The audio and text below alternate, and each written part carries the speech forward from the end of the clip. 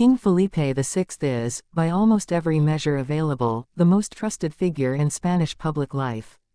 He consistently outpolls every party leader in the country.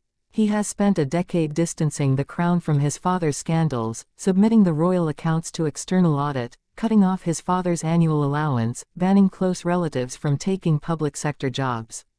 And yet the same institution that Felipe has spent 10 years trying to stabilize is also, structurally, one of the most exposed fault lines in Spanish politics. Not because Felipe has done anything wrong. Because of what the crown is actually built to do, and what happens when a country can't agree on what it's uniting around. Here's the paradox at the center of this.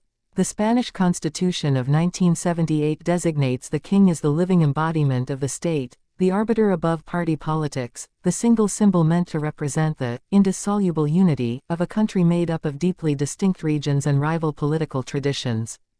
That's the job. Stand above the fray, represent everyone, belong to no faction. Analysts at Spain's Real Instituto Elcano have argued this is precisely why the monarchy has served Spain well, because an elected head of state would inevitably be identified with one political bloc or another, while Felipe, tied to no party, can act as connective tissue between them.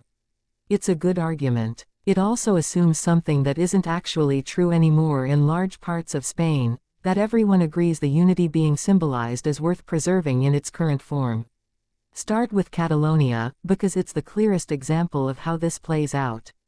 In October of 2017, following the unauthorized independence referendum, Felipe gave a televised address condemning the Catalan government's actions and defending the rule of law. It was, by design, a moment where the king stepped down from neutral arbiter into visible alignment with the Spanish state against the regional government. The immediate political effect in Madrid was largely favorable. The effect in Catalonia was the opposite. Surveys taken in the weeks afterward found a majority of Catalans reporting they had no confidence in Felipe at all, and years later, polling continued to show Felipe's approval rating in Catalonia sitting dramatically below the national average, with the institution of the monarchy as a whole rated far lower there than anywhere else in the country. This is the structural bind. The moment the king acts decisively to defend national unity, he becomes, in the eyes of a significant regional population, evidence that the crown was never neutral to begin with. There is functionally no version of the Catalonia question where Felipe can intervene and be seen as impartial by everyone. Silence reads as complicity with separatism to one side. Intervention reads as partisan defense of Madrid to the other. The throne is built to be above politics, and Catalonia is a problem that makes staying above politics structurally impossible. The Basque country carries a quieter version of the same tension, a long-standing independence movement with real if diminished institutional support, and a historical relationship with the Spanish state that predates Felipe's reign by generations. Neither of these are new problems. What's changed is that they now sit inside a broader climate where the very premise of the monarchy is being actively debated in a way it wasn't for most of the post-Franco era. It's worth being precise about why Article 155 matters here, because it's the mechanism that turned a political dispute into a constitutional one. After the Catalan parliament unilaterally declared independence in late October 2017, the central government in Madrid invoked Article 155 of the Constitution, suspending Catalonia's regional autonomy and imposing direct rule from Madrid. Felipe did not invoke this himself, that power belongs to the government, but his earlier address had already placed him rhetorically on one side of the confrontation, and the imposition of direct rule that followed became, for many Catalan separatists, further proof that the crown and the central state were functionally the same actor. Catalan leaders convicted in the aftermath, some sentenced to over a decade in prison for their role in organizing the referendum, became martyrs to the independence cause in a way that hardened, rather than softened, the region's relationship with the monarchy. None of this has fully resolved. It has simply gone quiet, which is different from going away. It also helps to place Spain's system against how other European monarchies handle exactly this kind of internal division, because the contrast sharpens what makes Spain's structural position so unusual. The United Kingdom has Scotland, a region with its own active independence movement and its own 2014 referendum, but the British monarch's role is almost entirely ceremonial by long-standing convention, meaning Charles III is rarely, if ever, expected to weigh in directly on the Scottish question, and the political cost of that debate lands on Westminster, not on the palace. Belgium has its own deep linguistic and political split between Flanders and Wallonia, arguably more entrenched than Spain's regional divides, and yet the Belgian monarchy has generally managed to stay above it by simply saying almost nothing substantive about it, ever, for decades.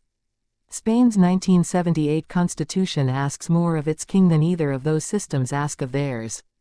It explicitly assigns Felipe the role of arbitrator, someone who moderates the regular functioning of institutions, not merely a ceremonial figurehead who cuts ribbons and stays silent.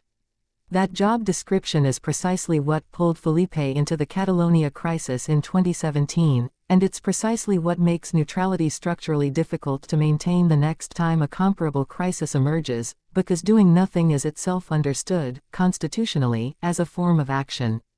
That brings us to the second fault line, which runs not along geography but along ideology. Spain's political spectrum on the question of monarchy versus republic breaks down almost exactly the way you'd expect if you know anything about the country's 20th century history. Support for the crown skews heavily toward the right. A poll taken in 2026 asking Spaniards to rate Felipe on a 0 to 10 scale found voters of the conservative Partido Popular rating him at 7.9, while voters of the further right Vox party rated him somewhat lower at 5.5, but voters of the left-wing Sumar and Podemos coalition rated him at just 4.9, nearly 3 full points below Partido Popular voters on the exact same scale. That's not a marginal gap.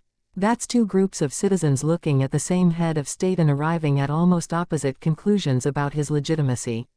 Spain's government itself currently includes, in coalition, a party, Sumar, whose junior partners have explicit anti-monarchist positions, meaning the sitting government of Spain contains, within its own governing coalition, voices actively questioning whether the institution Felipe represents should exist in its current form. Layer generational division on top of that, and the picture gets more precarious, not less. Spain's national polling body, the CIS, has tracked public attitudes toward the monarchy since 1984, and while the institution currently doesn't rank among the public's top-tier concerns, the demographic trend underneath the top-line numbers tells a different story. Support for the monarchy skews consistently older. Younger Spaniards, who have no living memory of Franco's dictatorship, no memory of Juan Carlos's role steering the country toward democracy in the late 1970s, and no automatic sense of gratitude toward the crown for a transition they never witnessed, show measurably lower attachment to the institution than their parents and grandparents. A separate 2025 poll found Felipe's approval sitting at 44% nationally, with a full 35% registering neutral rather than positive or negative, and with his highest approval in Andalusia and his lowest in Catalonia. Neutral, in a figure whose entire constitutional function depends on being seen as essential and unifying, is not a comfortable number. It suggests an institution that a large share of the country has simply stopped actively caring about, which is a different and in some ways more corrosive problem than active opposition. Opposition can be argued with. Indifference erodes without ever giving you something to respond to. Then there's the shadow that never fully leaves the frame, which is Juan Carlos. Felipe's father abdicated in 2014 after a decade of accumulating scandal, an ill-timed elephant hunting trip in the middle of a Spanish recession, corruption investigations connected to high-speed rail contracts in Saudi Arabia, a son-in-law who served prison time. Juan Carlos has lived in self-imposed exile in Abu Dhabi since 2020, making only occasional visits back to Spain, and each of those visits reliably reignites the same conversation the abdication was supposed to close. Felipe has done real, measurable work to separate himself from his father's legacy, but the two are permanently linked by blood and by title, and every time Juan Carlos resurfaces in headlines, whether for a visit home or a new development in the long tail of the corruption investigations, it drags Felipe's institution back into a conversation about its legitimacy that has never fully gone away. This is not a controversy Felipe created. It's one he inherited, and it functions as a recurring tax on his credibility that no policy reform can fully erase, because it isn't about policy. It's about origin. Put these pieces together and you get the actual shape of the problem, which is more interesting than a simple story about an unpopular king, because Felipe personally is not unpopular. He is, again, the most trusted figure in Spanish public life by most available measures. The division isn't really about him as a person. It's about the structural position he occupies. He is asked to be the single unifying symbol for a country that contains a region with a serious, unresolved independence movement, a political culture split roughly along left-right lines on whether the institution should exist at all, a generational cohort aging into political relevance with progressively less attachment to the monarchy's founding story, and a father whose scandals permanently attached a credibility discount to the throne itself. None of those four pressures are things Felipe can simply fix through good behavior, because none of them are actually about his behavior. They're about what the crown structurally represents in a country where the thing it's meant to represent, unity, is itself the contested question. There is also an economic dimension to this that rarely gets discussed alongside the political one, and it's worth including because it undercuts one of the monarchy's strongest defenses. Supporters of the institution frequently point to its relatively modest cost as evidence of its restraint, noting that Philippe's official salary and personal wealth are low by the standards of European royalty, nowhere near the scale of the British royal family's holdings. That argument works reasonably well against claims that the monarchy is a lavish drain on public funds. It does very little against the deeper structural critique, which isn't really about cost at all. Critics on the Spanish left who favor a republic are rarely arguing that Felipe personally lives extravagantly. They're arguing that an unelected hereditary head of state is fundamentally incompatible with democratic accountability, a philosophical objection that no amount of fiscal restraint can resolve, because it isn't a complaint about money. It's a complaint about legitimacy of origin, the same category of objection that fuels the Catalonia problem and the generational drift, just approached from a different angle. This is also, worth noting, exactly the inheritance that will eventually pass to Leonor. She is stepping into an institution that is currently stable specifically because Felipe is broadly well regarded, but stability built on one popular individual is not the same as structural security. The same fault lines, Catalonia, the ideological split, the generational drift, the long shadow of Juan Carlos, will still be there when the crown passes to her, and she will not have 10 years of carefully rebuilt personal credibility to draw on the way her father does today. She'll inherit the position before she's had the chance to bank the trust. If anything, she inherits a harder version of the problem, because the very generation showing the weakest attachment to the monarchy in current polling is her own. The people she will one day need to convince that the crown still matters are, disproportionately, the people who already feel least connected to why it exists. So when people ask why Felipe's crown could spark division, the honest answer isn't that Spain has an unpopular king, or a corrupt one, or an incompetent one. The honest answer is closer to the opposite. Spain has built a system where the head of state's core job is to represent a unity that a meaningful share of the country no longer agrees exists, in a region that increasingly wants out, along ideological lines that increasingly disagree the throne should exist at all, among a rising generation with no personal stake in why it was created. Felipe has managed that tension about as well as anyone plausibly could, holding approval numbers most elected politicians in Spain would trade almost anything for.